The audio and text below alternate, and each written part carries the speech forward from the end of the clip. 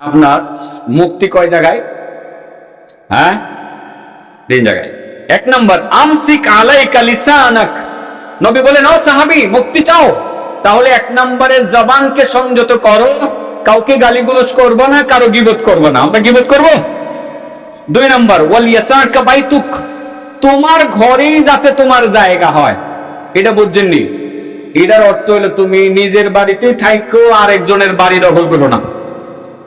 নিজের বাড়িতেই থাকো, আরেকজনের বাড়ি দখল। কি কিছু হয়েছিল আপনাদের কেন্দুয়া বাড়িঘর?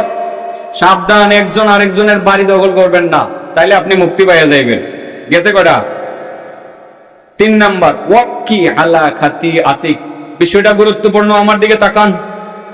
বিষয়টা খুবই গুরুত্বপূর্ণ, আমার দিকে তাকান। ওয়াবকি আলা খাতি আতিক, তুমি যে জীবনে ভুলগুলো করেছো, এই ভুলগুলোকে স্মরণ করে কাঁদো কাঁদো কাঁদো। এবার আসি আমরা আসমানের দরজা খুলবো কিভাবে।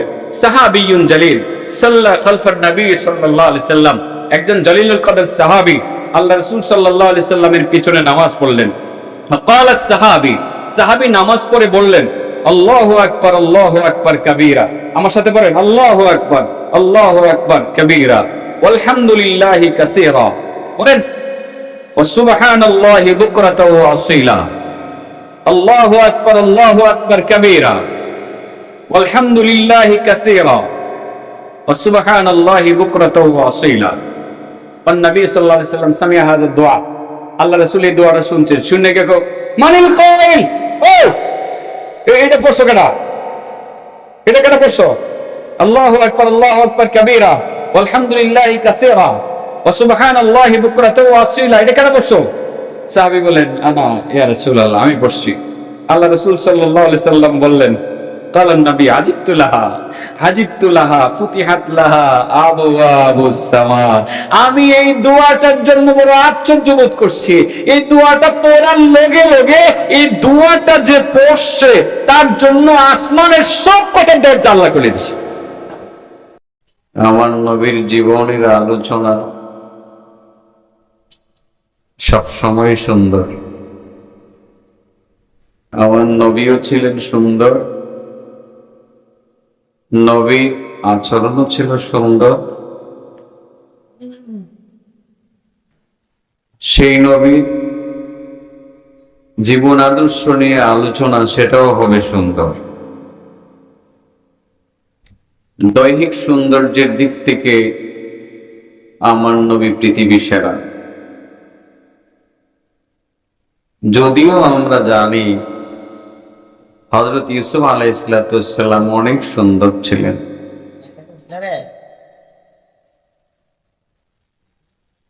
ইউসুফ নবী সুন্দর ছিলেন বটে, কিন্তু আমার নবীর মতো না। সুবহানাল্লাহ বলেন।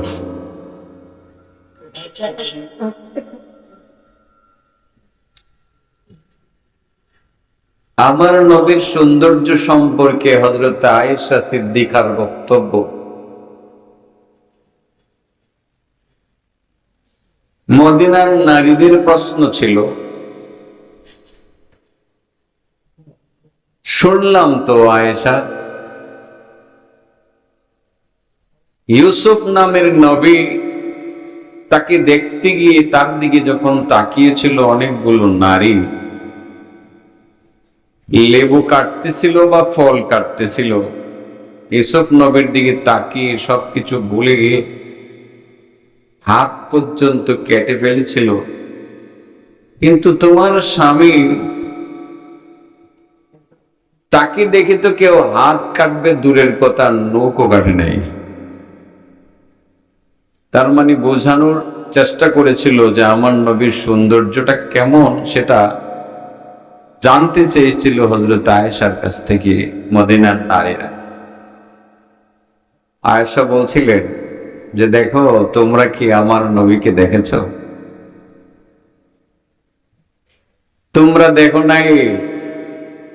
নবী তো চেহারা এভাবে ওপেন করে রাস্তাঘাটে অবাধে চলাফেরা করেন না। সত্যি সত্যি যদি তোমরা আমার স্বামী, আমার নবীকে দেখতা, তোমাদের কলিজার ভিতরে বড় বড় ছড়ি ছড়ি ঢুকাইয়া দিলেও তোমরা খবর পাইতা না। সেই সুন্দর নবীর জীবন আদর্শ নিয়ে আমরা আজকে আলোচনা করব। পরিবেশটাও সুন্দর, আলোচনাও সুন্দর, আমাদের মনটাও আজ সুন্দর, ঠিক না বে ঠিক?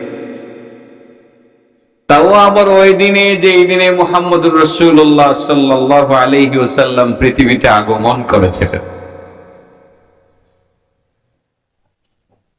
যদিও ঐতিহাসিক বিদগণ বলেন যেদিন মুহাম্মদুর রাসূলুল্লাহ সাল্লাল্লাহু আলাইহি সাল্লামের জন্ম হয়েছিল সেদিন মৃত্যু হয়েছিল। যদিও তারা সেই কথা বলে, আমরা বিতর্কিত কোনো বিষয়ের দিকে আগানোর চেষ্টা করব না। আমরা এখন চাই ঐক্য। জন্ম মৃত্যু নিয়ে বাড়াবাড়ি করার দরকার নাই। নবীর জন্মের কথা শুনলে আমার এমনিতেই খুশি লাগবে, নবীর মৃত্যুর কথা শুনলে এমনিতেই আমার অন্তরে আঘাত লাগবে। একই দিনে আনন্দ, একই দিনে আবার কষ্ট, দুটা জিনিস একসাথে হয়ে গেছে আমাদের।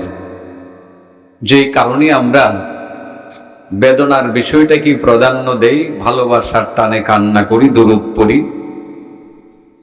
ভালোবাসার টানে নবীর জীবন আদর্শ নিয়ে আলোচনা করি, আনন্দ মিছিলটা করি না। কিভাবে করব?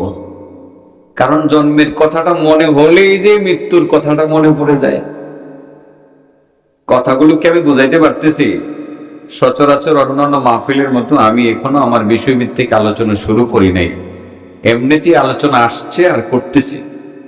একই দিনে যদি জন্ম হয়, একই দিনে যদি মৃত্যু হয়, সেদিন কি আনন্দ করার সুযোগ থাকে? বলেন, আজকে কি বার বলেন? সোমবার, নবীর জন্মের দিন। এই দিনে মুহাম্মদুর রাসূলুল্লাহ সাল্লাল্লাহু আলাইহি ওয়াসাল্লামের আমল কি ছিল? রোজা রাখা। বলেন, আমল কি ছিল? আমার নবী সোমবার আসলেই তিনি কি রাখতেন? জিজ্ঞাসা করা হয়েছিল সোমবার দিন রোজা রাখেন কেন? তিনি বলেন দুটা কারণে। এক নাম্বার, এই দিনে আমার জন্ম হয়েছে সেজন্য রোজা রাখি। আচ্ছা বলেন, যেই দিন রোজা রাখা হয় সেই দিন কি ঈদ করা যায়? হ্যাঁ, বা ঈদের দিন কি রোজা রাখা যায়? ঈদের দিন কি রোজা রাখা সুন্নত না ওয়াজিব না ফরজ নাকি হারাম? হ্যাঁ, আরাম। তো আজকে আমার যেসব বন্ধুরা ঈদের দিন হিসাবে ঈদ উদযাপন করতেছেন আজকে, তারা কি নবী রোজা রেখেছেন সেটা জানেন নাকি জানেন না? নিশ্চয়ই জানেন। জেনে শুনেই কিন্তু তারা সেটা করছেন। তো আমার মনে হয় আমার বন্ধুরা সে বিষয়টা ভালোভাবে বোঝার চেষ্টা করছেন না, অতি ভালোবাসা দেখাইতে গিয়ে তারা ওই কাজটা করে যাচ্ছেন। আমি ছোট্ট করে একটা দৃষ্টান্ত বুঝিয়ে আমার মূল আলোচনার দিকে যেতে চাই। সেটা হলো, যদি ইতিহাস সত্য হয় যে 12ই রবিউল আউয়াল আমার নবীর জন্ম, আর বিষয়টা যদি এটাও সত্য হয়, ঐতিহাসিক বিদগণ যে বলেন যে যেদিন জন্ম ঠিক সেদিনই মৃত্যু, সেটাও যদি সত্য হয়, তাহলে কি হবে? বিষয়টা প্লাস আর মাইনাস একসাথে হবে। বলেন, প্লাস আর মাইনাস একসাথে হবে। আমাদের ছেলেরা তো বীজগণিত ভালোভাবেই বুঝেন, প্লাস মাইনাস বুঝেন না? প্লাস মাইনাস বুঝেন। এখানে হাই স্কুল আছে, কলেজ আছে, কেন্দ্র সরকারি কলেজ আছে। এখানে উচ্চ বিদ্যালয় একটা দেখলাম যেখানে সুন্দর দেওয়ালের ভিতরে সুন্দর একটা হাই স্কুল আছে। এই হাই স্কুলের ছেলেরাও বীজগণিত পড়ে। একজন হাই স্কুলের স্টুডেন্ট এখানে আছে, অবশ্যই একজন না একাধিক আছে। একজন ছাত্র কি তোমরা বলবা প্লাসে মাইনাসে কি হয়? প্লাসে মাইনাসে, আবার প্লাসে মাইনাসে, আবার প্লাসে মাইনাসে। তো আমাদের অঙ্কশাস্ত্রে বলতেছে প্লাসে মাইনাসে মাইনাস। একই তারিখে আমার নবীর প্লাস, পৃথিবীতে আগমন, ঠিক একই দিনে আমার নবী মাইনাস। অতএব রেজাল্ট কি দাঁড়াইলো? তাইলে ওই দিন কি আমরা প্লাস পালন করব না মাইনাস পালন করব?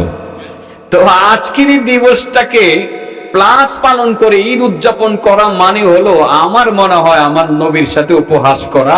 আরে আজ তো মুসলমান, তোমার কান্না করার দরকার ছিল, তোমার তো দরকার ছিল নবীর ভালোবাসায় নিজের জীবনটাকে উজাড় করে দেওয়ার মানসিকতা পোষণ করা, যে আমি নিজেকে উজাড় করে দিব, নিজের জীবনকে উজাড় করে দিব নবীর আদর্শ বাস্তবায়ন করার জন্য। আমি কেন আজ হাসবো? আরে আজকের এই দিনে তো মুহাম্মদুর রাসূলুল্লাহর আগমন হয়েছিল, আর একই দিনে তো মুহাম্মদুর রাসূলুল্লাহর ইন্তেকাল হয়েছিল। মুহাম্মদুর রাসূলুল্লাহ সাল্লাল্লাহু আলাইহি ওয়াসাল্লাম আজ দুনিয়াতে নাই। নবী যদি থাকতেন আমাদের দুর্দশা লাগবে হইতো, আমাদের আর এত অনৈক্যের বেড়াজালে থাকে এত কষ্ট করতে হতো না। নবীকে সামনে রেখে ঐক্যবদ্ধ হয়ে সারা পৃথিবী আমরা শাসন করতে পারতাম। হায় আমার নবী নাই, এই কথা বলে আনন্দ না করে তো কান্না করার কথা ছিল, ঠিক না বেটি? আমি বলবো ঈদ উদযাপন করা মানে আমার নবীর সাথে উপহাস করা। ও বন্ধু, তুমি নিজের বিবেককে জিজ্ঞাসা করে একটু দেখো তো, তোমার বাবা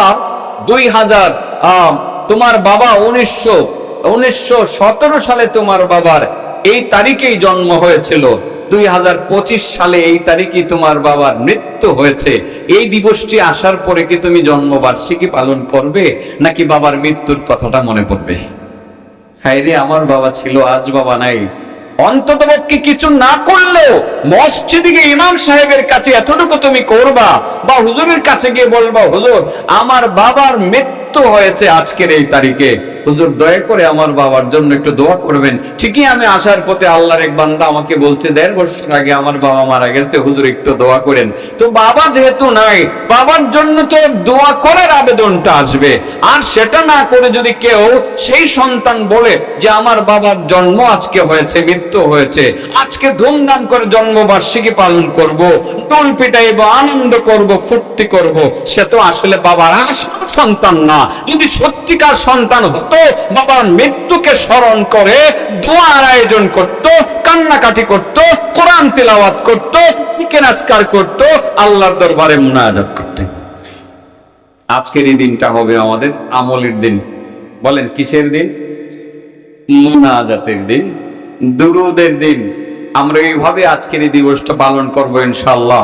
মুহাম্মদুর রাসূলুল্লাহ সাল্লাল্লাহু আলাইহি ওয়াসাল্লামের ভালোবাসা অন্তরে পোষণ করে আজকে আমল চালিয়ে যাব। সবাই রাজি আছে তো? আমি কি কাউকে আঘাত করেছি? সত্যি আমি কাউকে আঘাত করি নাই। বন্ধু, তোমরা যারা ঈদ উদযাপন করছো আমাকে মাফ করে দিও। নবীর জন্মের দিনে আনন্দ করতে আমারও মনে চায়, আরো মনে চায়। নবীর জন্মের দিনে আমি আনন্দিত, এই কথা সত্য, আল্লাহর কসম। নবীর জন্ম সংক্রান্ত কথাটা যখন আমার মনে পড়ে, রাহমাতুল লিল আলামিন এসেছিলেন 12 রবিউল আউয়াল পৃথিবীতে, আমার অন্তরে আনন্দের ঢেউ খেলতে থাকে। কিন্তু পরক্ষণে আমি স্থির থাকতে পারি না, কারণ আমি যে জানতে পেরেছি আমার নবী একই তারিখে মৃত্যুবরণ করেছেন। আমি কিভাবে স্থির থাকবো এই জায়গাতে? আমি তখন আর আনন্দকে রাখতে পারি না, আমার চোখের পানি পড়বে, আমার অন্তর কাঁদবে, আমার মন কাঁদবে, এটাই স্বাভাবিক, ঠিক না বেটি? সাহাবায়ে কেরামের অবস্থা কেমন ছিল? সাহাবায়ে কেরাম রিদওয়ানুল্লাহি আলাইহিম আজমাইন, আব্দুল্লাহ ইবনে উনাইসের কথা শুনেছেন, হযরত আব্দুল্লাহ ইবনে যায়েদ ইবনে আব্দুর রাব্বিহির কথা শুনেছেন। নবীর ভালোবাসার নমুনা তারা দেখে গেছে। আমি কি দুই একজনের কথা একটু বলবো? রাজীবপুরি ভাই, টাইম কয়টা? এত বড় টাইম?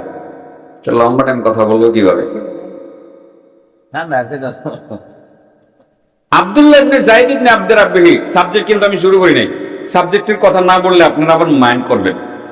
আপনারা মাইন্ড করবেন কেন? আপনারা জানেন যে আমার আলোচনার ভাষটা ভিন্ন, যে আমি একটা সাবজেক্ট নির্ধারণ করি। নবীর অনুসরণের কিছু ফলাফল নিয়ে, দুইটা ফল নিয়ে কথা বলতে চাই। নবীর ইতাআতের মাধ্যমে নাজাত মিলে। কি মিলে? নাজাত মিলে। বলেন কি মিলে? মুক্তি মিলে। এরকম একটা মিসাল দেব।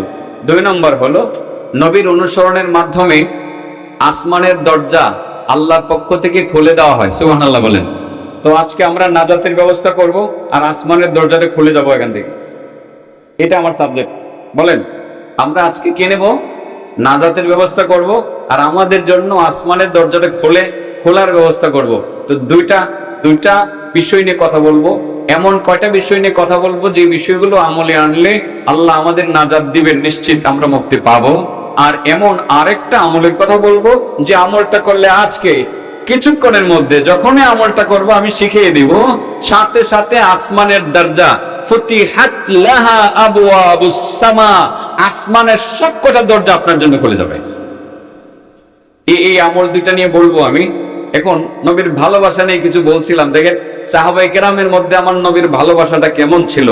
আবু বকর কেমন ভালোবাসতেন আমার নবীকে, আব্দুল্লাহ ইবনে যায়েদ ইবনে আব্দে রাব্বিহি কেমন ভালোবাসতেন আমার নবীকে, আব্দুল্লাহ ইবনে উনাইস কেমন ভালোবাসতেন আমার নবীকে, আব্দুল্লাহ ইবনে যায়েদ ইবনে আব্দে রাব্বি রাদিয়াল্লাহু তাআলা আনহু, যার মাধ্যমে আজানের প্রবর্তন হয়েছে। আমি এই আজান বিষয়টা, একামত বিষয়টা পড়তে পড়তে সরহুল বেকায়াতে পড়তে পড়তে ঘুমিয়ে গেছিলাম। আমি আগেই আসছি, এই বিষয়টাও চলে আসছে এখানে, যদিও ওখানে হাদিসটা আসে না। আমি আজানের একামতের বিষয় নিয়ে লেখাপড়া করতেছিলাম এই সাউথপাড়া মাদ্রাসায় শুয়ে শুয়ে, এসে গেছে আব্দুল্লাহ ইবনে যায়েদ ইবনে আব্দে রাব্বিহি, ওনার মাধ্যমে আজানের সূচনা হয়েছে। আমরা যে আজান দিই আল্লাহু আকবার আল্লাহু আকবার, এই শব্দগুলো আসছে এই সাহাবীর মাধ্যমে। কিভাবে আসছে? যে আগে আজান দেওয়া হতো না, প্রাক ইসলামিক যুগে আজান দেওয়া হতো না। নামাজের জন্য মানুষকে ডাকা হতো, সময়ে ঘন্টির আওয়াজ দিয়ে ডাকা হতো। আবার কোন সময় আগুন ধরিয়ে দেওয়া হতো, বুঝতে পারছেন? আগুন ধরিয়ে দিলে ধোঁয়া উঠতো, আর ধোঁয়া উঠলে মুসল্লিরা মনে করতো যে আমাদের টাইম হয়েছে। আসলে এর বিকল্প কোনো ব্যবস্থা ছিল না। আবার কেউ তারা ওই সিংগায় ফু দিয়ে, সিংগার মাধ্যমে আওয়াজ করে জানিয়ে দিত যে নামাজের টাইম, জামাতের টাইম হয়ে গেছে। তো একদিন আব্দুল্লাহ ইবনে যায়েদ ইবনে আব্দে রাব্বিহি উনি ঘুমিয়ে গেলেন। ঘুমিয়ে জিব্রাইলকে স্বপ্নে দেখেন। কাকে দেখেন? জিব্রাইলকে স্বপ্নে দেখেন। জিব্রাইল একটা সিংহা নিয়ে যাচ্ছে, ঘন্টির কথাও কেউ বলে, বা সিংহা নিয়ে যাচ্ছে, দুটার একটা হোক, যাচ্ছে। তো ভাই আপনি সিংহাটা আমার কাছে বিক্রি করে দেন। কেন? ওইটা দ্বারা মানুষকে নামাজের জন্য ডাকবো। কিসের জন্য ডাকবো? নামাজের জন্য ডাকবো। তো ফেরেশতা জিব্রাইল বলে দিলেন, নামাজের জন্য ডাকতে এর চেয়ে ভালো কিছু তোমাকে আমি শিখিয়ে দিব না? কি শিখিয়ে দেন? তো সেটা হলো, বলেন আল্লাহু আকবার আল্লাহু আকবার। আযানটা শিখিয়ে দিয়েছে স্বপ্নে। স্বপ্নটা দেখছে কেডা? আব্দুল্লাহ ইবনে যায়েদ ইবনে আব্দে রাব্বি। সোজা কথা আব্দুল্লাহ। কে দেখছে? আব্দুল্লাহ নামের সাহাবী, উনি এটা স্বপ্ন দেখছেন। উনারে ফেরেশতা এটা শিখিয়ে দিয়েছেন। ঘুম থেকে জাগার পর উনি সোজা চলে গেছেন নবীর দরবারে। ইয়া রাসূলুল্লাহ, এরকম একটা স্বপ্ন দেখলাম, এই স্বপ্নটা দেখেছি, আমাকে উনি ওই আজানের শব্দ শিখিয়ে দিচ্ছে। আল্লাহ রাসূল বলেন, ঠিক আছে, তাহলে তুমি এই শব্দগুলো আমার কাছে উচ্চারণ করো। তখন তিনি হুবহু ওই যেভাবে আমার মুয়াজ্জিন আজান দেয়, আপনার মুয়াজ্জিন আজান দেয়, হুবহু এইভাবে তিনি আল্লাহ রাসূলকে শুনিয়ে দিলেন। আল্লাহ রাসূল সাল্লাল্লাহু আলাইহি সাল্লাম ছোট্ট করে বললেন, ইন্না হাযা লা রুয়া হাক্কুন, ইন্না হাযা লা রুয়া হাক্কুন, নিশ্চয়ই তোমার এই স্বপ্নটা সত্য। তুমি যে স্বপ্ন দেখলা, এই স্বপ্নটা সত্য। নবী সার্টিফিকেট দিয়েছে এই স্বপ্নটা সত্য। তাহলে এই শব্দগুলো দিয়ে আজান দেওয়া যায়। তোমার গলার আওয়াজটা তো ছোট, আলকি আলা বেলাল, তুমি কি এই শব্দগুলো বেলালের কাছে ডাইলা দাও, বেলালের কাছে গিয়ে বলো, শিখায় দাও। বেলাল এই শব্দগুলো উচ্চারণ করে আজান দিলে কারণ বেলালের আওয়াজটা অনেক উঁচু এবং অনেক মিষ্টি, অনেক দূর থেকে মানুষ শুনবে। কারণ তখন তো মাইক ছিল না, বেলালের আজানের আওয়াজটা অনেক দূরে যাইতো। বেলালের কণ্ঠ অনেক বড় ছিল, বেলালের কাছে শিখিয়ে দাও। উনি গিয়ে বেলালকে শিখিয়ে দিলেন, আর হযরতে বেলাল এই শব্দগুলো দ্বারা আজান দিতেন। তাহলে এই শব্দগুলো মূলত হযরতে আব্দুল্লাহ ইবনে যায়েদ ইবনে আব্দে রাব্বিহির মাধ্যমে আমরা পেয়েছি। হযরতে ওমর বলেন, ইয়া রাসূলুল্লাহ, এটা তো আমি আগে দেখছি। আল্লাহ রাসূল বলেন, তুমি আগে দেখছো তাতে কি হয়েছে? আগে তো বলতে পারো নাই, আগে বলতে পারো নাই। বলছে সে, ঠিক আছে, তাকেই প্রাধান্য দেওয়া হলো। আসলে যে আগে বলবে, আগে বলবে, সেই তো ক্রেডিট নিবে, এটাই তো স্বাভাবিক। হ্যাঁ, আল ফাজলুল ইল মুতাকাদ্দিম। আমাদের ছেলেরা এখনো মাকামাত মনে হয় পড়ে। এটা যে কি বাজ একটা কিতাব, এখনো মাকামাত পড়ে। বাজে মানে গ্রামারের দিক, মানে সাহিত্যিক দিক থেকে বাজে না। হ্যাঁ, এটার যে কি একটা চরিত্র তুলে ধরছে আবু যায়েদ সুরুজি। আবু যায়েদ সুরুজির বাড়ি যে কোন জায়গায়, ওনার জন্ম কোন জায়গায়, এটাও জানি না আজও পর্যন্ত। আসলে আবু যায়েদ সুরুজি কোন মানুষ কিনা আমি এটাও জানি না। উপন্যাসের মতো আবু জাহিদ সুরুরির কথা ওখানে লেখা আছে, কিন্তু লেখা থাকলেও সাহিত্যে ভরপুর।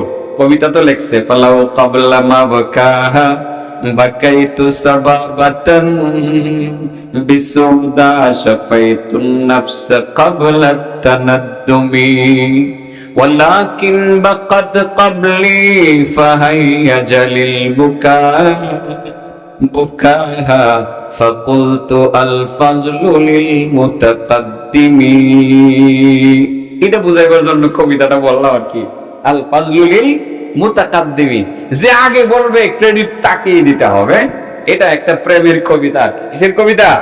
প্রেমের কবিতা।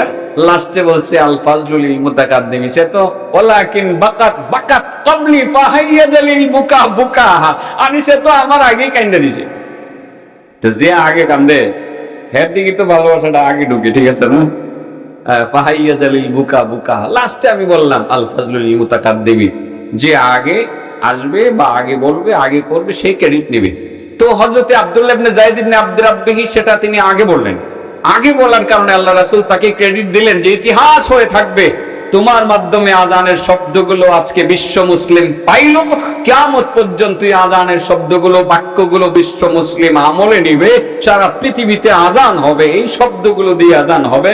বেলালের কাছে বলে দাও। তাহলে একটা গুরুত্বপূর্ণ কাজের অংশীদার হলেন আব্দুল্লাহ ইবনে যায়েদ ইবনে আব্দ রাব্বিহি। এখানে ইতিহাসটা আরো কিছু কথা আছে, সেটা আমার বলার টার্গেট না। আমার বলার টার্গেট হলো সেই আব্দুল্লাহ ইবনে যায়েদ ইবনে আব্দ রাব্বিহি, উনি তো একজন সচল মানুষ ছিলেন। উনি যখন শুনতে পাইলেন উনি বাগানে পানি শেষ করছিলেন, পানি দিচ্ছিলেন, বাগানে পানি দেয় না। আরব দেশে তো পানির অভাব, আমাদের দেশে বৃষ্টি হয়, ওই দেশে বৃষ্টি এখন কিছু কিছু হয়, আগে এত বৃষ্টি হচ্ছে না। আব্দুল্লাহ ইবনে যায়েদ ইবনে আব্দ রাব্বিহি উনি আপনার বাগানে পানি দিচ্ছিলেন। এমত অবস্থায় একটা খবর আসলো, আমার নবীর জন্মের দিনই তো মৃত্যুর দিন ইতিহাসবিদগণ বলেন, অধিকাংশ ইতিহাসবিদগণ বলেন, সেটাই বলছি। ধরেন জন্মের দিন আবার একই দিন মৃত্যুর দিন, খবর পাইলেন উনি, বাতাসে কেমন যেন খবরটা ছড়িয়ে পড়লো। তখন মোবাইল ছিল না, আর মোবাইল না থাকলেও আজ থেকে 30 বছর আগে যখন বাংলাদেশে মোবাইল ছিল না, বা 40 বছর আগে বাংলাদেশে যখন মোবাইল ছিল না, তখন কি এক গ্রাম থেকে আরেক গ্রামে মৃত্যুর খবর যায় নাই? গিয়েছে, কিন্তু কোনো না কোনো ভাবে সংবাদ গিয়েছে। যখন তিনি বাগানে পানি শেষ করছিলেন, হঠাৎ করে তিনি একটি আওয়াজ পাইলেন। কি আওয়াজ পাইলেন? মুহাম্মদুর রাসূলুল্লাহ পৃথিবীতে বেঁচে নাই সাল্লাল্লাহু আলাইহি ওয়াসাল্লাম। এই খবরটা অনেক কষ্টের, আসলে অনেক কষ্টের খবর। আব্দুল্লাহ ইবনে যায়েদ ইবনে আব্দ রাব্বিহি একা, বালতি ছিল হাতে, নিচে পড়ে গেছে।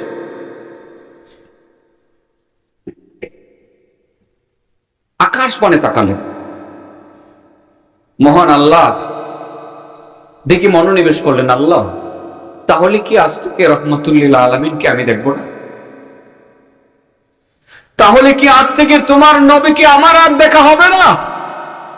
এই দুই নয়ন দিয়ে তোমার নবীর চেহারা আমি আর দেখতে পারবো না? পৃথিবীর সবকিছুই দেখবো, বাড়ি দেখবো, গাড়ি দেখবো, সম্পদ দেখবো, বাগান দেখবো, সবকিছু দেখবো, আমি তোমার নবীকে দেখবো না? তাহলে মাবুদ আমি আর কিছুই দেখবো না।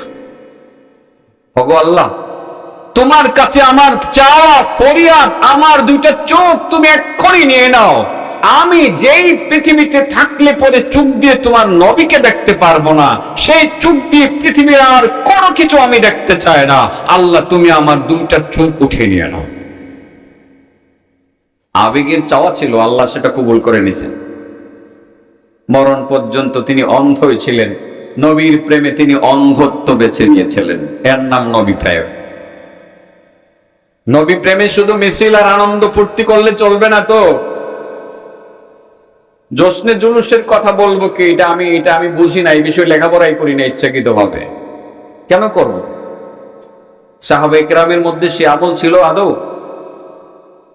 আর আমি কিভাবে আনন্দ ফুর্তি করব? আমি তো জানি আমার নবীর বিদায়ের দিনও এই দিন। আমার তো আনন্দ আসে না, আমার তো কান্না আসে। আমার দুরূদ পড়তে মনে চায়, আদর্শ বাস্তবায়ন করার অঙ্গীকার করতে মনে চায়। সেই অঙ্গীকারটা আজকে আপনারাও করবেন। এই ছিল আব্দুল্লাহ ইবনে যায়েদ ইবনে আব্দ রাব্বিহির ভালোবাসার একটু নমুনা। আব্দুল্লাহ ইবনে উনাইস শুনলেন নবী নাই, নবী নাই, ভাই তুমি বললে কি নবী নাই? একটা চিৎকার করলেন, মুহূর্তের মধ্যে মাটিতে লুটে পড়লেন, পৃথিবী ছেড়ে চলে গেলেন। ভালোবাসার নমুনা। আমরা তো এর ধারে কাছেও বিটতে পারতেছি না। শুধু ভালোবাসা মুখে মুখে বলি, একটা সুন্নতকে আমলে আনতে পারি না, নবীর একটা তরিকাকে আমলে আনতে পারি না। কষ্ট লাগে, ব্যথা লাগে। তুতাই দাঁড়িয়ে রাখতেও অনেকের কষ্ট লাগে, পাঞ্জাবি টুপি পড়তেও কষ্ট লাগে। এই জমানায় ইসলামের জন্য পাগল, মাগার পাঞ্জাবিটা সুন্নত তরিকায় পড়তে রাজি না। ইসলামের জন্য পাগল, মাগার নবীর সুন্নতটা মাথায় রাখতে রাজি না। ইসলামের জন্য পাগল, রাস্তায় ডান পাশে হাঁটা নবীর তরিকা সুন্নত সেদিকে হাঁটতে রাজি না। ইসলামের জন্য পাগল, সমাজে শান্তি প্রতিষ্ঠার জন্য সত্য কথাগুলো বলে যেতে হবে, সেটাও রাজি না, চুপ থাকি অনেক সময়। চলেন আমরা আজকে অঙ্গীকার করি যে নবীর সুন্নত আমলে আনবো, নবীর তরিকা বাস্তবায়ন করব, নবীর আমলগুলো আমরা নিজেদের মধ্যে ফিট করব। এমন কয়েকটা আমলের কথা আপনাদের কাছে আমি বলতে এসেছিলাম। তো বলি, রাসূল করিম সাল্লাল্লাহু আলাইহি ওয়াসাল্লাম ওনার চরিত্র নিয়ে আলোচনা করলে সারাক্ষণই তো করা যাবে না? করা যাবে, শেষ হবে না। সহিহ বুখারীর শুরু থেকে যদি শুরু করি, ওখান থেকে যদি শুরু করি, হাদিসের ইবারত পড়তে পড়তে বললেই অনেক বলা যাবে। সেই মুহাম্মদ রাসূলুল্লাহ সাল্লাল্লাহু আলাইহি সাল্লামের অনুসরণের মধ্যে রয়েছে মুক্তি, তার অনুসরণের মধ্যে রয়েছে আমাদের জন্য শান্তি, অনুসরণের মধ্যেই রয়েছে আমাদের জন্য কল্যাণ। দুইটা অনুসরণের কথা বলছি, যে একটা অনুসরণ, একটা হাদিসের আমলের কথাগুলো আমলে নিলে দুনিয়া এবং আখিরাতে নাজাতের ব্যবস্থা নিশ্চিত। আর একটা আমল এর কথা বলবো, সেটা বললে আজকে আমি উঠার আগে আগে আপনাদের সকলের জন্য আল্লাহ আসমানের দরজাটা খুলে দিবেন। শুরু করে দেই, হ্যাঁ, অনেক লম্বাটা কথা বলা হয়ে গেছে, শুরু করে দেই। রাসূল করিম সাল্লাল্লাহু আলাইহি সাল্লামের সাহাবী হযরত উকবা ইবনে আমির বলেন, এটা হলো মূল সাবজেক্ট। ক্বালা, তিনি বলেন, কুলতু ইয়া রাসূলুল্লাহ, তিনি বলেন আমি আল্লাহর নবীকে বললাম, নবী গো, মান নাজাত, মুক্তি কোথায়? মুক্তি কোন জায়গায়? কোথায় গেলে মুক্তি পাবো? কোথায় গেলে মুক্তি পাবো? আল্লাহ রাসূল সাল্লাল্লাহু আলাইহি সাল্লামকে প্রশ্ন করলেন, মুক্তি পাবো কোন জায়গায়? রাসূল সাল্লাল্লাহু আলাইহি সাল্লাম বলেন, তুমি তিনটা কাজ করবা, মুক্তি পেয়ে যাইবা। বলেন কয় কাজে মুক্তি? কয় কাজে মুক্তি? বিষয়টা গুরুত্বপূর্ণ। আমসিক আলাইকা লিসানাক, এক নম্বর, তোমার জবানটাকে তুমি সংযত রাখো। এই জবান দিয়ে মানুষকে গালি দিও না, এই জবান দিয়ে মানুষের গীবত করিও না, এই জবান দিয়ে মানুষকে কষ্ট দিও না। কয় কাজে মুক্তি? এক নাম্বার, আমসিক আলাইকা লিসানাক, তোমার লিসানকে তুমি, তোমার জবানকে তুমি আটকে রাখো, সংযত রাখো। যেন তেন কথায় কাজে তোমার এই লিসানকে ব্যবহার করিও না। গালি দিয়ে কষ্ট দিও না, গীবত করে কষ্ট দিও না, মানুষকে এই জবান দিয়ে আঘাত করো না। তরবারির আঘাত শুকায়, কিন্তু মুখের আঘাত শুকায় না। ছেলেটা মনে কাফিয়া পড়ে না, যারা হাতুস সিনান লাহা আরতিয়ান, যারা হাতুস সিনানি লাহা তিয়াম ওয়ালা ইয়ামতাহু মা জারাহাল লিসান। কাফিয়া পড়ে যারা হেরাপি জ্বালাইছে, তরবারির আঘাত শুকায়, মাগার জবানের আঘাত শুকায় না। মানুষকে কটু বাক্য বলে কষ্ট দিবেন না, মানুষের গীবত করে কষ্ট দিবেন না। অযথা একটা মানুষের কোনো দোষ আছে বা নাই অগোচরে আলোচনা করে তাকে খাটো করলেন, এই কাজটা করবেন না। এটা যদি না করেন তো আপনার নাজাত নিশ্চিত। আর এটা যদি করেন, সমস্যা, নামাজ রোজা বিফলে যাইব, কবুল হইব না। কারণ আল্লাহ রাসূল বলেন, লা ইয়াদখুলুল জান্নাতা কাত্তাত, যারা কাত্তাত, মানুষের গীবত করে, যারা মানুষের সমালোচনা করে, তারা জান্নাতে যাবে না। নাজাত কয় জায়গায়? আসমানের দরজা কি খোলা হয়েছে? এটা ভাই তোমারে দিয়ে যাবো সবার আগে।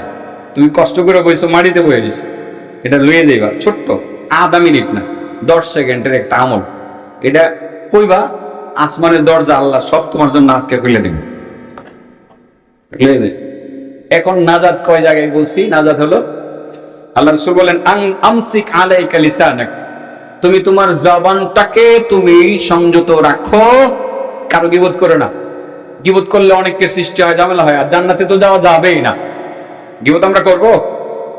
আর আল্লাহ তো গীবতকারীদের ব্যাপারে বলে দিয়েছেন, গীবত যে করে কেমন যেন মরা মানুষের গোশত খায়। কার গোশত খায়?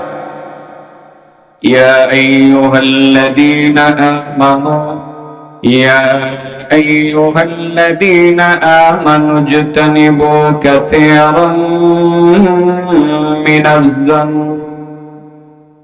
ইন্না বা'দাজ-যন্নি ইসমুন ওয়া লা তাজাসসাসু ولا يغتب بعضكم بعضا أيحب أحدكم أن يأكل لحم أخيه ميتا فكرهتموه واتقوا الله إن الله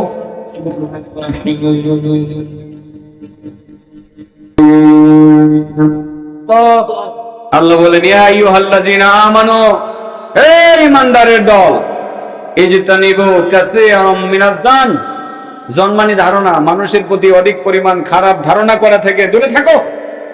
খালি খারাপ ধারণা করো না, এমনই খারাপ, এমন লোক ভালো না, দূর থেকে খারাপ ধারণা করা ঠিক না, হারাম। ইন্না বা'দাজ-যন্নি ইসমুন, কারণ কত কত খারাপ ধারণা গুনাহের কারণ, গুনাহ। ওয়ালা তাজাসসাসু, একজন আরেকজনের জাসুসি করিও না, পিছনে লেগে থাকিও না। এটা আমরা চরিত্র হয়ে গেছে, খালি পিছনে লেগে তাই, ঠিক আছে না? এটা আমরা ছাড়তে পারছি না, এবার ছাড়ুন লাগবে। না ছাড়লে আমি মুরব্বী আলেমদেরকে বলবো, যে কোনো আলেম একজন আরেকজনের সমালোচনা করবো, হ্যাঁ দুইটা আইন না, এক সপ্তাহ জেল দিতে হইব। এটা সরকারি জেল না হইলেও কোনো এক জেলখানার মধ্যে ঢুকান, প্রয়োজনে মাদ্রাসার ভিতরে আইনা প্রমাণিত। এই শাস্তিটা হইব এটা আমাদের এই আলেমদের বিরুদ্ধে, আমরা যাতে কারো সমালোচনা না করি। মানে আমি জোর গলায় বলতেছি কেন, আমি নিয়ত করছি আমি আর কারো সমালোচনা করতাম না, সাহসটা আমার বাইরে গেছে, বুঝেন না? আমি চিন্তা করছি সব আলেমরে ভাই মানে এরকম, এখন দিলটারে একেবারে উদার করে চলবো। আমার নবীর দিল যেমন উদার ছিল, আরে নবীর দিল উদার ছিল মানে এটা কেমন? সাহাবায়ে কেরাম তো ভালোবাসার মানুষ, চোরের প্রতিও আমার নবীর উদারতা ছিল। আর এ চুরি করে গেছে, এরপর চিন্তা করছে নবী যদি হেদায়েত পেয়ে যেত। আর নবীর ঘরে পায়খানা বেশার পরে সব নষ্ট করে দিয়ে গেছে, এরপরে গিয়ে হেরে ডেকে আনছে। তোমার মনে কষ্ট হয়েছে রে ভাই আমার ঘরে থাইকা? কি ব্যাপার, আসছিলাম ইচ্ছাকৃত ভাবে সব নষ্ট করে গেলাম, ইচ্ছাকৃত ভাবে সব নষ্ট করে গেলাম। আর সেই মোহাম্মদ নাকি আবার না আমারে ভাই ভাই ডাকে, আমারে আদর যত্ন করে। আল্লাহু আকবার। তার কি মুসলমান না হওয়ার আর কোন কারণ আছে? হ্যাঁ, ডাইরেক্ট মুসলমান। এরকম যে কত মানুষের প্রতি উদার ছিলেন। আর ইহুদির বাচ্চা, ছোট বাচ্চা ইহুদি, দুইটা ছেলে, মাথার মধ্যে ফুজা নিতে পারে না, একটা ছেলের মাথায় ফুজা নিতে পারে না, যাইতে পারে না বাড়ির দিকে। আমার নবী ডাক দিয়ে বলেন, বন্ধু ও ছেলে তোমার কি কষ্ট হচ্ছে? জি জি বাবা আমার অনেক কষ্ট হচ্ছে। আঙ্কেল অনেক কষ্ট হচ্ছে, দাও না তোমার বোঝাটা আমার মাথায়। সুবহানাল্লাহ, দাও না তোমার বোঝাটা আমার মাথায় দাও না। আল্লাহ রাসূল ইহুদির বাচ্চা, ইহুদির নিজের মাথায় নিয়ে বাড়ি পর্যন্ত বসাই দিল। ইহুদি দেখলো ছোট ছেলেটা বোঝাটা নিয়ে আসলো, বাবা কিভাবে আনলা? আব্বু আমি আনি নাই তো, আব্বু আমি আনি নাই। কে আনছে? ওই যে লোকটা একটা দিয়ে যাইতেছে গা, পিছন থেকে দেখে, আরে কিরে লোকটা তো দেখা যায় আখির জমানার নবীর মতো। সুবহানাল্লাহ বলে, আখির জমানার নবী এইভাবে হাঁটবে, তার বডিটা এরকম হবে, এটাই তো তাওরাতে লেখা পাইছি। সুবহানাল্লাহ বলে, আরে কি সুন্দর চলন ভঙ্গিমা তার, আরে আখিরি জামানার নবী তো হবে। এবার তো ইহুদির দৌড়, পিছনে দৌড়ে আর ডাকে, ভাই মুহাম্মদ থামো থামো থামো। আমার নবীকে আমার নাম ধরে ডাকে, গেডারে ইহুদি কয়, ভাই তোমার নাম কি? মুহাম্মদ। কহ আমার নাম মুহাম্মদ। ভাই তুমি কি সেই মুহাম্মদ যে মুহাম্মদের উপরে আল্লাহ কোরআন নাজিল করছে? কহ আমি তো সেই নবী মুহাম্মদ। ভাই আমি তাওরাতের মধ্যে এরকমই পড়ছি। ভাই তোমারে তো আমি খুঁজতেছি ভাই, কোথায় গিয়ে তোমারে পাবো আমি জানতাম না, আজকে হাতের নাগালের ভিতরে ভাই মোহাম্মদ তুমি চলে আসলা, আমি কি আর সুযোগটা হাতছাড়া করতে পারি? বাপ বেটা মিলেই তো তোমার ধর্ম গ্রহণ করা লাগে। ও মোহাম্মদ, তুমি এত উদার হবা, তুমি যে এত উদার হবা, ইহুদির বাচ্চার বুঝা নিজের মাথায় নিয়ে তুমি বাড়িতে পৌঁছে দিবা, সেটা তো তাওরাতের মধ্যে বহু আগেই লেখা আছে। তোমার উদারতা দেখে সত্যিকার মোহাম্মদকে আমি এখানে পেয়ে গেলাম। ও মোহাম্মদ, আমি আর ইহুদি হিসাবে থাকতে চাই না, এখানে বাপ বেটা মিলে মুসলমান হতে চাই, পড়ে নিতে চাই তোমার শান্তির বাণী লা ইলাহা ইল্লাল্লাহ মুহাম্মাদুর রাসূলুল্লাহ। কালী বাবারে মুসলমান হয়ে গেছে। কি হয়ে গেছেন? মুসলমান। এই তো আমার নবীর উদারতা। আমরা কি এতটুকু উদারতা না দেখাইতে পারলো? একটু শিখি পরিমাণও যদি 10 ভাগের 1 ভাগও যদি দেখাইতে পারি, ইনশাআল্লাহ আমাদের অনৈক্যতা থাকবে না। আমরা ভালো করব আগামী দিনে, ইসলামের শান্তির সুবাতাস এদেশে আমরা চালিয়ে যেতে পারবো ইনশাআল্লাহ। আলোচনা লম্বা হয়ে গেছিল আমার, দেখেন দেখি কেমনে এখন খাটো হয়, ফিনিশিং হবে কিন্তু, যদিও হুজুর আইসা বসতে বসতে ফিনিশিং হবে ইনশাআল্লাহ। আচ্ছা বলেন তো দেখি, আপনার মুক্তি কয় জায়গায়? হ্যাঁ, 3 জায়গায়। 1 নম্বর, আমসিক আলাইকা লিসানাক। নবী বলেন, ও সাহাবী, মুক্তি চাও? তাহলে 1 নম্বরে জবানকে সংযত করো, কাউকে গালিগালাজ করবে না, কারো গীবত করবে না। আমরা গীবত করব? 2 নম্বর, ওয়াল ইয়াসাকা বাইতুক, তোমার ঘরেই যাতে তোমার জায়গা হয়। এটা বুঝছেননি? এটার অর্থ হলো তুমি নিজের বাড়িতেই থাকো, আরেকজনের বাড়ি দখল করো না। নিজের বাড়িতেই থাকো, আরেকজনের বাড়ি দখল। কি কিছু হয়েছিল আপনাদের কেন্দুয়া বাড়িঘর? সাবধান, একজন আরেকজনের বাড়ি দখল করবেন না, তাইলে আপনি মুক্তি পাইয়া যাইবেন। গেছে কটা? 3 নাম্বার, ওয়াক্কি আলা খাতি আতিক। বিষয়টা গুরুত্বপূর্ণ, আমার দিকে তাকান। বিষয়টা খুবই গুরুত্বপূর্ণ, আমার দিকে তাকান। ওয়াক্কি আলা খাতি আতিক, তুমি যে জীবনে ভুলগুলো করেছো, এই ভুলগুলোকে স্মরণ করে কাঁদো কাঁদো কাঁদো। কি করো? যদি কাঁদতে পারেন শান্তি পাইবেন। আপনি বিশ্বাস না করেন, আজকে যদি খালি নিজের পাপকে স্মরণ করে একটু 2 ফোঁটা চোখের পানি ফেলতে পারেন, আপনার মনে হবে ভিতরে যত বিষ জমা হয়েছিল সব বিষ বের হয়েছে। এই জন্য আল্লাহ রাসূল বলছেন, ওয়াক্কি আলা খাতিয়াতিক, মাঝে মধ্যে তোমার ভুল অন্যায়গুলো স্মরণ করে কাঁদো। কাঁদলে তোমার মনে শান্তি আসবে, তুমি মুক্তি পেয়ে যাবে। অনেক সময় দেখেন গ্রাম দেশে একটা কথা প্রচলিত আছে, সাইরা দেমা কাইন্দাবাসি। এটা কথা আছে না? কথাটা সত্য। সাইরা দেমা কাইন্দাবাসি, কানলেই বাঁচা যায়, ভালো লাগে। কতক্ষণ কাঁদতে পারলে মনে হয় বুকটা পাতলা হয়, মনটা সুন্দর লাগে, ভালো লাগে। আর যদি সেটা হয় আল্লাহর ভয়ে কান্না, সেটা যদি হয় পাপের এগেইনস্টে তওবার মাধ্যমে কান্না, তাহলে তো আপনি মুক্তি পেয়ে গেলেন, তাহলে তো আল্লাহকে আপনি খুশি করে ফেললেন। সেই জায়গাতে একটি প্রশ্ন আসতে পারে, অনেকে বলে যে হুজুর বহুত চেষ্টা করি কাঁদতে পারি না। আপনারও একটা ব্যবস্থা আছে, আপনাদের কান্দায় দেবুনি আমি? হ্যাঁ, ব্যবস্থা করি। বহু মানুষ আছে হুজুর অনেক চেষ্টা করি কাঁদতাম, আমি কাঁদতে পারি না, চোখের পানি আসে না। আল্লাহ রাসূল ওষুধটা দিয়ে গেছেন। রাসূল বলেন, ইবকু, কাঁদো। ফাইল্লাম তাবকু, তুমি যদি কান্নার চেষ্টা করে কাঁদতে না পারো, ফাতাবাকু, অন্ততপক্ষে কান্নার ভান ধরো। কি ধরো? আল্লাহ রাসূল বলেন, কান্নার ভানটাও যদি ধরতে পারো, তুমি কান্নার মর্যাদা পাইবা। সুবহানাল্লাহ। তো যাদের চোখে পানি আসে না ভাই, তুমি কাঁদতে পারো না, তুমি কান্নার ভান ধরো, শান্তি পাইবা, মুক্তি পাইবা। একটু ভান ধরেন, ব্যবস্থা হয়ে গেল। তাহলে এই 3টা কাজ করলে মুক্তি পাওয়া যাবে। এবার আসি আমরা আসমানের দরজা খুলবো কিভাবে। সাহাবিয়ুন জালিল সাল্লা খালফার নবী সাল্লাল্লাহু আলাইহি সাল্লাম, একজন জলিলুল কদর সাহাবী আল্লাহ রাসূল সাল্লাল্লাহু আলাইহি সাল্লামের পিছনে নামাজ পড়লেন। ফাকালা সাহাবী, সাহাবী নামাজ পড়ে বললেন, আল্লাহু আকবার, আল্লাহু আকবার কাবীরা। আমার সাথে পড়েন, আল্লাহু আকবার, আল্লাহু আকবার কাবীরা, ওয়ালহামদুলিল্লাহি কাসীরা। পড়েন, ওয়া সুবহানাল্লাহি বুকরাতাও ওয়া আসীলা। আল্লাহু আকবার, আল্লাহু আকবার কাবীরা, ওয়ালহামদুলিল্লাহি কাসীরা, ওয়া সুবহানাল্লাহি বুকরাতাও ওয়া আসীলা। নবী সাল্লাল্লাহু আলাইহি সাল্লাম সামিয়া হাযা দুআ, আল্লাহ রাসূল এই দোয়াটা শুনছেন। শুনে কে মানিল কাইল, ও এটা পড়ছো কেডা? এটা কেন পড়ছো? আল্লাহু আকবার, আল্লাহু আকবার কাবীরা, ওয়ালহামদুলিল্লাহি কাসীরা, ওয়া সুবহানাল্লাহি বুকরাতাও ওয়া আসীলা, এটা কেন বলছো? সাহাবী বলেন, আনা ইয়া রাসূলুল্লাহ, আমি পড়ছি। আল্লাহ রাসূল সাল্লাল্লাহু আলাইহি সাল্লাম বললেন, কালান নবী আজিবতু লাহা ফুতিহাত লাহা আবওয়াবুস সামা। আমি এই দোয়াটার জন্য বড় আশ্চর্য বোধ করছি। এই দোয়াটা পড়ার লগে লগে এই দোয়াটা যে পড়ছে তার জন্য আসমানের সব থেকে দরজা আল্লাহ খুলে দিয়েছে। একটা দোয়া শিখে গেলাম, দোয়াটা পড়বেন তো ইনশাআল্লাহ? বলেন বলেন, আল্লাহু আকবার, আল্লাহু আকবার কাবীরা, আলহামদুলিল্লাহি কাসীরা, ওয়া সুবহানাল্লাহি বুকরাতাও ওয়া আসীলা। এই দোয়াটা দৈনিক কয়েকবার পড়বেন, আসমানের দরজা আল্লাহ আপনার জন্য খুলে দেবেন। আর তিনটা কাজ করবেন, আপনি মুক্তি পেয়ে যাবেন। এক নম্বর, এই লিসানকে, এই জবানকে আপনি সংযত রাখবেন, কাউকে গালি দিবেন না প্লিজ, কারো সমালোচনা করবেন না।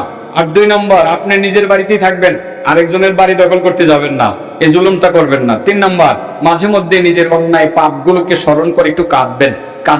যদি কান্না না আসে, ফাইলাম তাবকু ফাতাবাকু, যদি তুমি কাঁদতে না পারো অন্তত পক্ষে কান্নার ভান ধরবা। আল্লাহ রাসূল বলে দিয়ে গেছেন। আমরা এই কাজগুলোকে আমলে নিব। মহান রব্বুল আলামিন আমাদের তৌফিক দান করুন। ওয়া আখিরু দাওয়ানা আলহামদুলিল্লাহি রাব্বিল আলামিন। আসসালামু আলাইকুম ওয়া রাহমাতুল্লাহি ওয়া বারাকাতুহু।